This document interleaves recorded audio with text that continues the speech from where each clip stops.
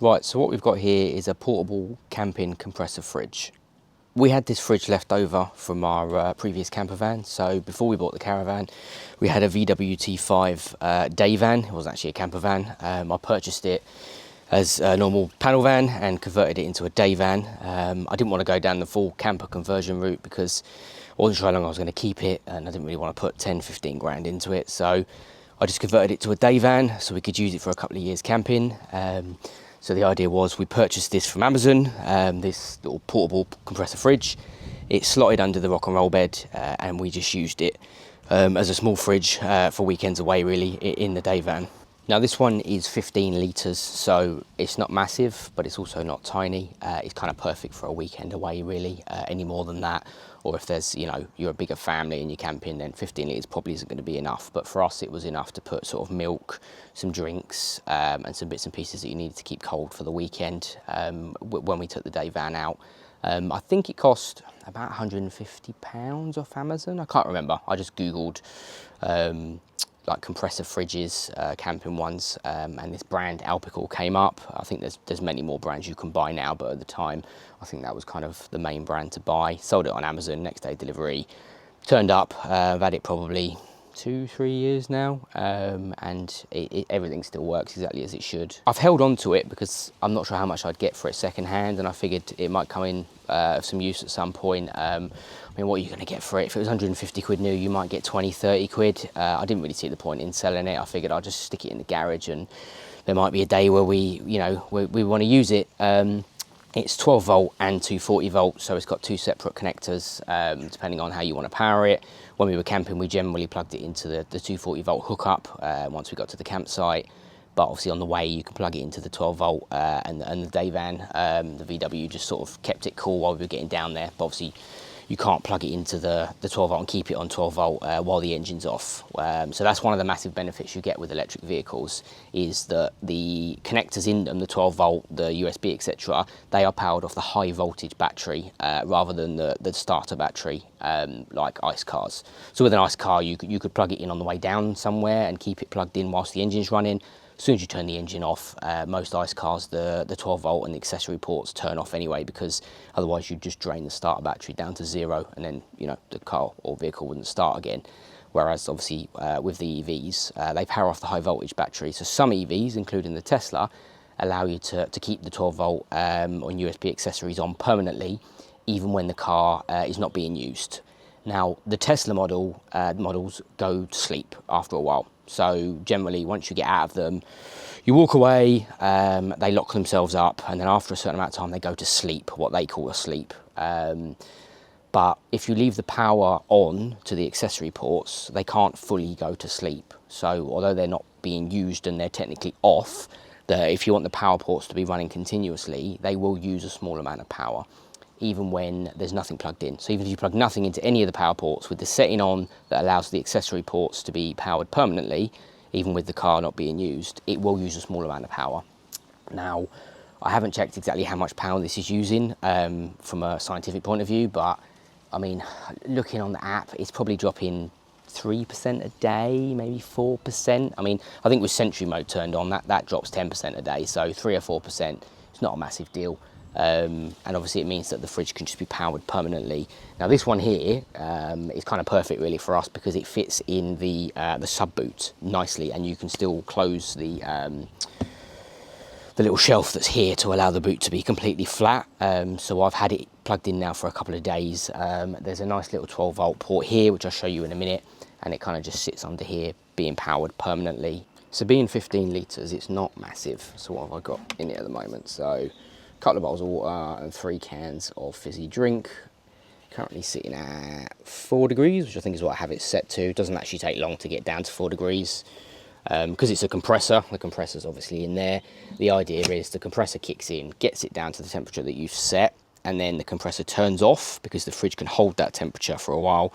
And then when it starts to creep up again, so now it's crept up to 5, it'll get to a certain point and the compressor will kick in again and get it back down to 4 degrees. Now, if you have this outside, for example, on an ambient temperature day of maybe 15 degrees, you may find that the compressor doesn't kick in very often. I think power-wise, it uses about 30, 40 watts with the compressor kicked in. Without the compressor running, it doesn't use a huge amount of power. But obviously, if you stick this in the sub boot and it's a hot day, so the ambient temperature is like 25, if you look inside your Tesla app, you'll probably find the interior of the car might be 50 degrees. So you can either run the aircon to keep the temperature down, which will keep the ambient temperature down and therefore the compressor will kick in less, or you're just going to accept that it's at 50 degrees and the compressor is kicking in fairly frequently to keep this fridge temperature down. So this is the fridge fitted in the sub boot, sub trunk, whatever you want to call it. Fits quite nicely, rocks about a little bit, but it's not that big of a deal. You could stuff some stuff down the side that the compressor's not there, so the bit without the little grills to allow the cooling, if you could stick stuff around it if you wanted to stop it moving. But it plugs in here, as you're not sure if you can see that very well, the light's not great, so the cable really doesn't have to go very far. There's already a gap there in the sub trunk that the cable nicely fits through. And then with it completely closed, you can see it's completely flat, so it's perfect. And as I say, ours is 15 litres. If you get something bigger, 21 litres, you may find that doesn't fit exactly, or you may find, you know, this is sticking up a little bit because it's slightly taller. So always measure the dimensions and just double check it's going to fit in that sub trunk. Or if you're not bothered, if you just want it in the boot and it just sits there in the top of the boot above the sub trunk, you can kind of get, well, any size you like really, as long as it fits in the boot. Right, so the setting to enable the accessories to be powered permanently, if you press the little car button in the corner and you go to charging and scroll down, what you'll find is there is a little option here that says keep accessory powered on. Now if you press information, that says to you phone chargers, USB ports and 12 volt sockets will remain powered after exit if the battery is above 20%. When enabled, it continues to consume energy even when no devices are connected. So it does make it clear that even if you don't connect any devices, with this setting on, it's going to consume battery. And the reason for that is because the car needs to remain powered on. It can't go to sleep where it uses virtually no battery. It has to remain powered on because you might want to plug an accessory in at any point, and therefore the car needs to be on for that to happen. So it's going to consume battery because the car needs to be kept in sort of an awake state for that to happen. Now, regarding the 20%, essentially it's the same as Sentry mode. So if the battery gets down to 20%, it will turn off the accessory ports, because the idea is that anything less than 20%, you might not have enough battery to get it charged. So if you're somewhere remote and you're down to 20%, that gives you that 20% battery to get to a charger and put some more charge in. Obviously, if you're at home, it doesn't matter, but the idea is it doesn't want you to run down to zero, especially if you're somewhere where there isn't a charger close by. So that's the reason at 20% it turns off all accessory power regardless of this setting, and it obviously also disables Sentry mode if you've got that enabled as well. Now, whether you'll use a camping fridge and you need it plugged in permanently is probably down to your circumstances and whether you can find a use for it. For us, it's handy if we want to go away for the weekend. We've got a small child, and it means that we can put his lunch, etc., or whatever we want to take with us, drinks away for the weekend, and it just stays on permanently. So if we go away somewhere for the weekend, we've got permanent cold stuff in that fridge in the car. If we want to go down the beach for the day, it means that we can keep the stuff cool on the way down there. We can keep drinks in there. We can just pop back to the car to grab food or drink that we want to, and everything is kept cool. If you camped in the car, obviously if you use the car for camping, Tesla has camp mode.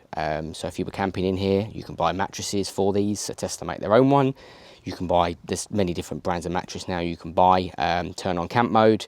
The fridge is sitting there in the sub trunk or somewhere else in the car, and you've got cold stuff permanently in that fridge the whole time you're camping, mostly. So if it's using 5% a day, you know, even with camp mode on and the fridge running, you're still not using a huge amount. If you had 100% and you went away for the weekend, you know, unless that weekend was a long way away where you only had 30% when you got there, chances are you could probably go away for the weekend somewhere close, and then just leave it, and you could use camp mode, the fridge, and then drive home and still have battery to spare. So it's really down to whether you can find a use for it. It's not for everyone. You might not see any reason to have a fridge. You might not use it for camping. You might not want to keep anything cool, but the option's there. So no, everyone's got that option now, and it will stay powered permanently, rather than, you know, with an ice car where you turn off the engine and, you know, it won't stay cool. I mean, it'll stay cool for a while, but it's going to turn the compressor off and it's not going to keep it cool forever. So obviously this uses a high voltage battery and can be just kept on permanently, which is handy. So I've had this fridge running for a couple of days now, and whilst not using the car, I would say it uses about 4% per day, maybe 5%. It's not a huge amount. Obviously it's going to stop working when the car gets down to 20% anyway, because the setting to enable the accessories will be turned off. Same as Sentry mode when you get down to 20%, so it's not going to drain your battery down to 0. But even at 5%, I mean, say you're using 5% per day, I mean 10 days is only going to use 50%, and chances are you're going to use the car anyway, you're going to charge it, so you could run this 24/7 as long as the car's being used and charged regularly.